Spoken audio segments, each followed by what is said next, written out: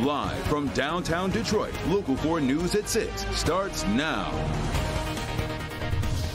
An incredible act of heroics from a 7th grade boy.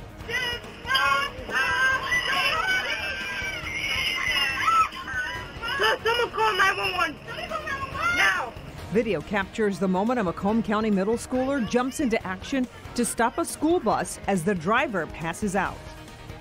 That boy is being honored for saving his middle school classmates from a dangerous situation. Thanks for being here at 6. I'm Kimberly Gill. I'm Devin Skillian. Students were heading home from Carter Middle School yesterday when the bus driver lost consciousness about a mile and a half down Masonic. Jamie Edmonds in Warren, where the boy is getting some well-deserved now national recognition. Jamie. It happened here Wednesday afternoon. A bus full of middle school students heading eastbound on Masonic between Shaner and Hayes. The bus driver calls back to home base because she's feeling lightheaded. I'm feeling really dizzy. I might have to go over. The video is dramatic and it's scary to think about what might have been. The female bus driver begins to slow down but never completes the task because she loses consciousness and the bus begins to veer into oncoming traffic. That's when 7th grader Dylan Reeves jumps from his seat, takes the wheel, and slowly brings the bus to a stop. Even with the panic inside the bus, Dylan remained calm. Someone call 911 now. In my 35-plus years of education, this was an extraordinary act of courage and maturity on his part. Thursday, Consolidated Schools Superintendent Robert Livernoy praised Dylan for his quick thinking. You would think in the middle of this panic, you would just jump on the brake. He had the wherewithal to push it slowly, likely in anticipation that the bus was full of passengers. Dylan's parents couldn't believe it when they heard. To do something like this just fills my heart. It makes my heart skip a beat. I'm extremely proud of him. We got a little hero. So how did the 13-year-old know what to do? He's been on my lap, driving country roads, pulling in driveways since about 4 years old. Mom says her son is very observant, watched the bus driver many times. The know-how is one thing, the calm under pressure is another. Someone call 911. Dylan's parents say he's been overwhelmed by the attention this story has already gotten, so they chose for him not to take any questions. The school board plans to honor him very soon. In Warren, Jamie Edmonds, Local 4. How good is that, Mom? You're all, I know, it was so great. The bus driver's name, by the way, has not been released because she's not been released from the hospital yet. Superintendent Bob Livernoy called her one of the best they have. As for Dylan, his mom says he wants to be a police officer when he grows up. No surprise, right? Yeah, so proud. Well, we are counting down to the start of the NFL draft. You are looking live. I'll say it like Brent Musburger, right? You are looking live at Kansas City, where all the action is going to happen in less than 2 hours. But of course, Detroit will be home to all that excitement next year, and Mayor Duggan says he has seen a few things he would do a little differently. He's part of a group of city leaders in Kansas City right now, and our Nick Monticelli is with them. So Nick, what are they eyeing here?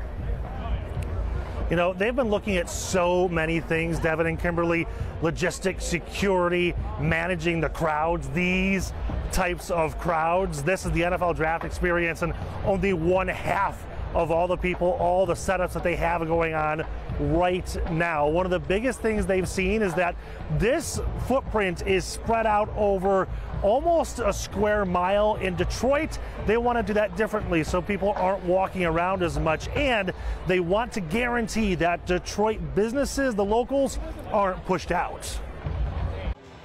It's awesome. It's like a NFL Field of Dreams. It took mere moments to find Lions here in Kansas City, but while the hundreds of thousands of other fans enjoy the draft experience, the other Detroit team is doing their own scouting, looking to see how Detroit can improve for next year. Simple things like signage. Where do people come? Where do they drop off? Where does an Uber driver pick up or drop off?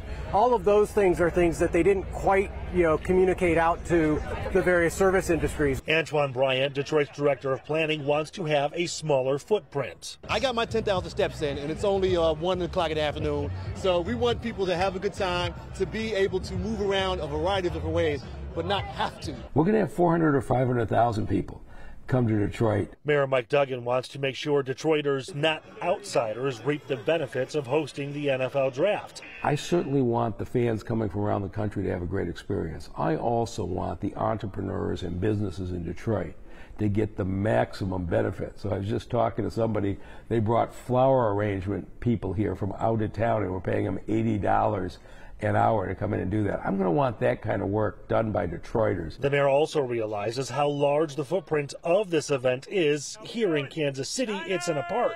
In Detroit, it will be downtown. They'll take a month to build that stage. We need to make sure we aren't disturbing business for that entire month. And that's a big part of why DPW is here.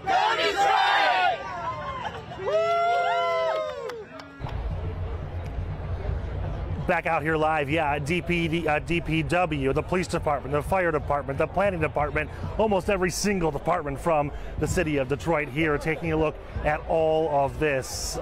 Devin, Kimberly, just amazing to look out and you see all this. And when the mayor said it takes about a month to build, I thought, well, that seems like a long time. And you see this and you're like, oh, it only takes a month? It's a lot to think about, that's for sure, Nick. Nick, I got you. You were excited, I know, going off on this assignment. I'm going to believe that now that you've been there and caught up in the energy, you're even more excited that next year it'll be here. Is that fair to say?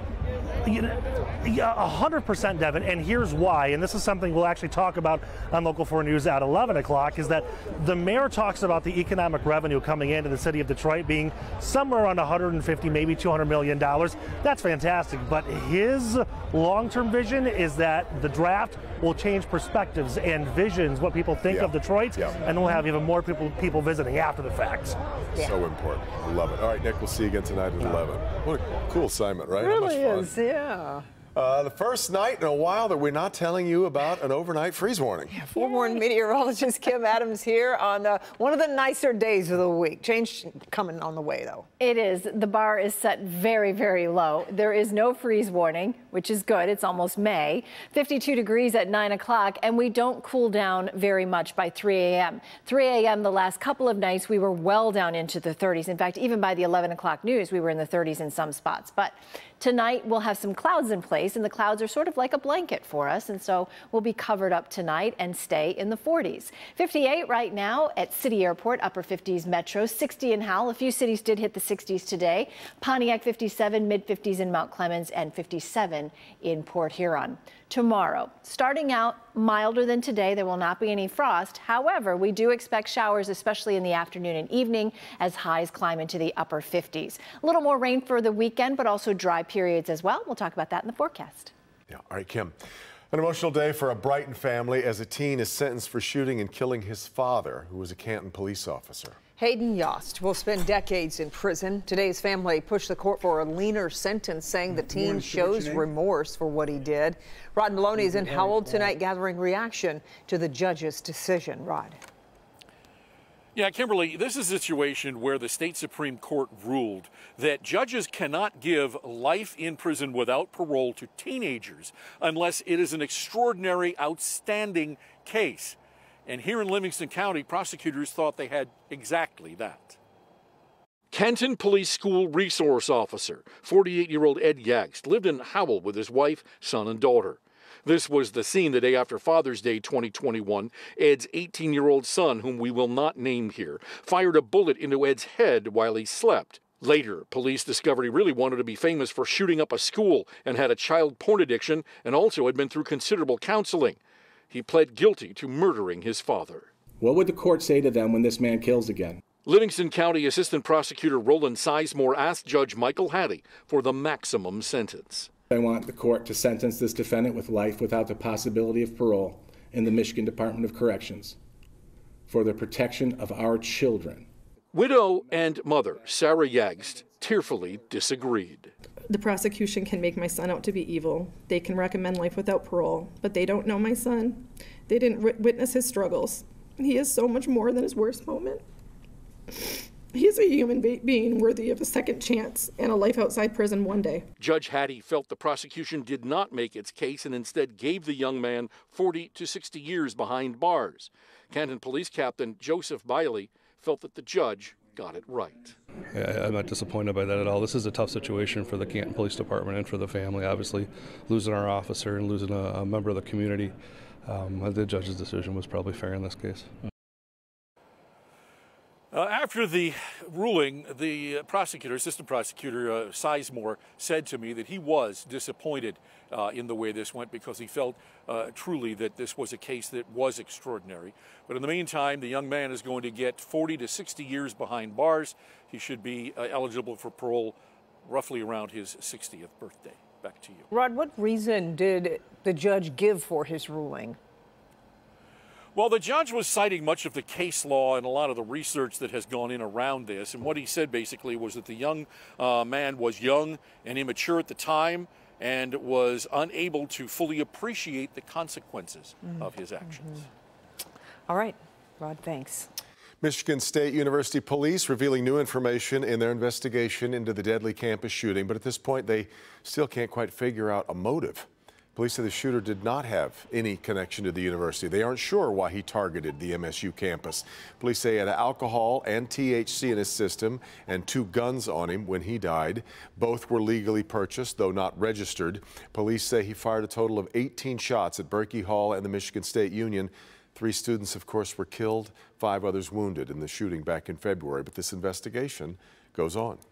The parents of the Oxford school shooter are dismissed from a civil lawsuit. Attorney Ven Johnson says the decision to remove Jennifer and James Crumbley was made to spare the grieving families from testifying multiple times and to speed up the court process. Families filed a wrongful death lawsuit after Ethan Crumbley shot and killed 4 students, accusing the school of ignoring warning signs. Last month, a judge ruled school employees cannot be sued because of governmental immunity. Johnson is appealing that decision. Ahead on NBC Nightly News, a new weight loss drug could be hitting the market. Eli Lilly's drug, sold under the brand name Mounjaro, is already approved to treat diabetes, but now the company is hoping the FDA will approve it for obesity by the end of the year. New data shows the drug helped patients with type 2 diabetes who were also overweight lose 15% of their body weight on average. So at 6:30 on NBC Nightly News with Lester Holt, how the drug maker is preparing and pushing for health insurance companies to take notice.